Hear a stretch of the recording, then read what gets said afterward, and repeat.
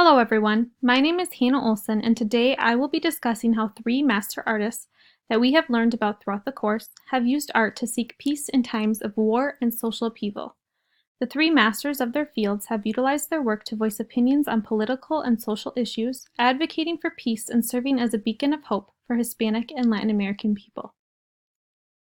The master artists I will be focusing on today include Francisco de Goya, Pablo Neruda, and Celia Cruz. In profoundly different yet universally similar ways, the artwork of these masters significantly impacted the time and place in which they worked. Goya's anti-war sentiments, Neruda's medium of poetry to communicate a message, and Cruz's peace through silence have reached audiences far and wide, providing Hispanic and Latin American people as well as the world with a sense of peace during difficult times. Even posthumously, the artist's work continues to impact new generations of people. The first artist I will be talking more in depth about is the painter Francisco de Goya. Over the course of his long career that spanned 2 centuries, Goya's work moved from jolly and lighthearted to dark and shockingly realistic. The shift came as a result of 2 things, one being Goya's declining health, and 2 being his sentiments toward the political developments, particularly the war, waging around him. Goya's visual protest against the violence of war is first apparent in the series of etchings called The Disasters of War. Between 1808 and 1814, Spain was occupied by Napoleon's French forces. As a result, the Spanish people rose together in rebellion against the French occupation, engaging in large-scale guerrilla warfare. Through 82 etchings, Goya recorded the senseless murder, rape, and tragedy he witnessed during the Spaniards' resistance. The prints were not published, though, until 1863, which was after Goya's death, because at the time they were viewed as too harsh a portrayal of war, and it was not politically safe for Goya to publish a sequence of such nature. The imagery created in The Disasters of War is not pleasing to the eye. Goya conveys the violent and unsettling results of war in a realistic way, using the techniques of etching, where Goya creates shades of light and dark that illuminate the horrific scenes.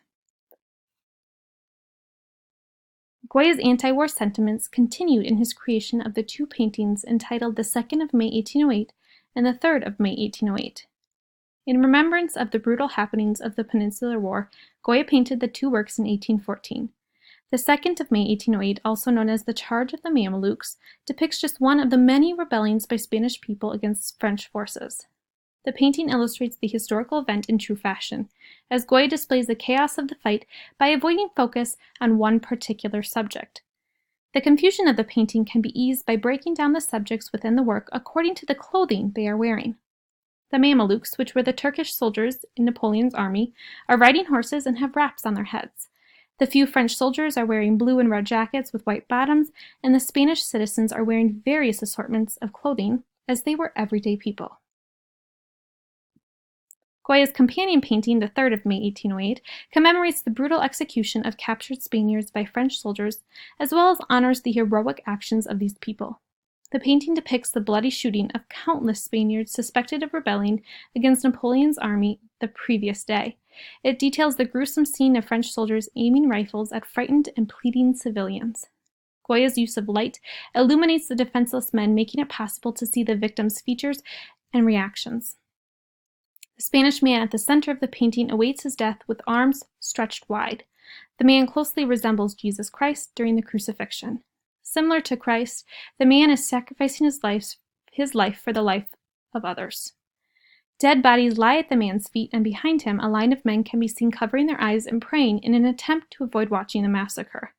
On the right side of the painting, French soldiers stand with their backs to the viewer. The faceless soldiers are concealed in darkness, which creates a dramatic contrast between light and dark.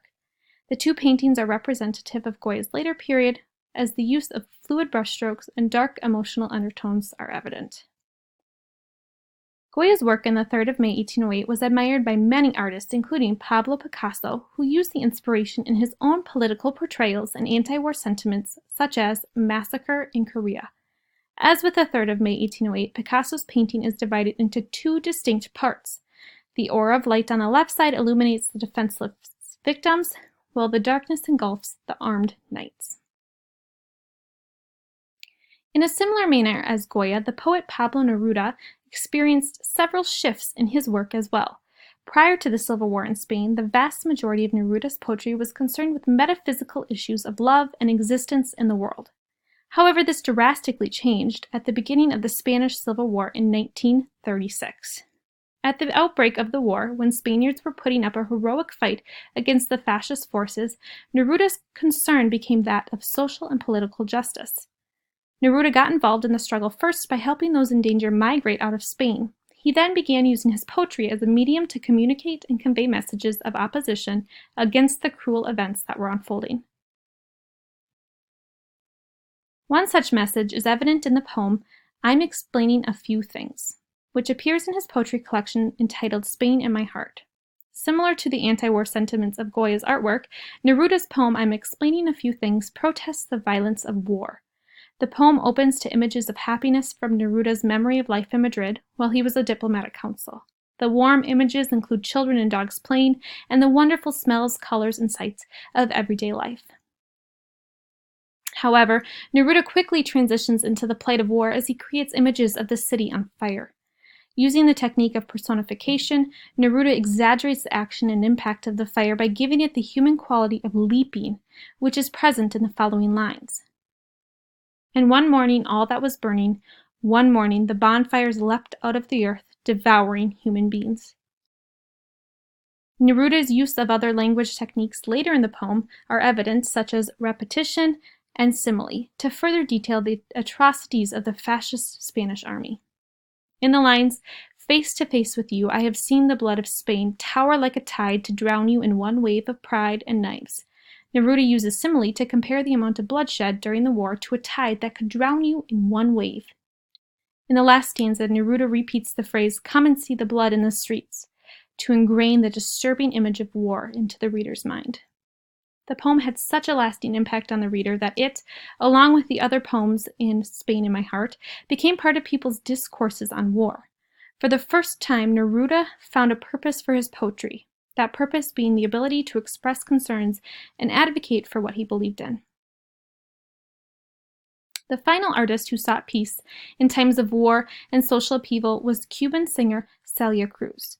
Nicknamed the Queen of Salsa, Cruz used her music to preserve her Cuban roots even after being exiled from the country. After leaving Cuba to go on tour with the legendary group La Señora Matancera in the 1950s, Cruz never returned due to the ascent of Fidel Castro to power. During the Cuban Revolution, which lasted from 1953 to 1959, Castro led armed uprisings that overthrew the government and resulted in massive migration of Cubans to Miami. From 1960 to 1979, hundreds of thousands of Cubans left Cuba to escape the communist government. Cruz herself relocated to the United States and settled in New York City.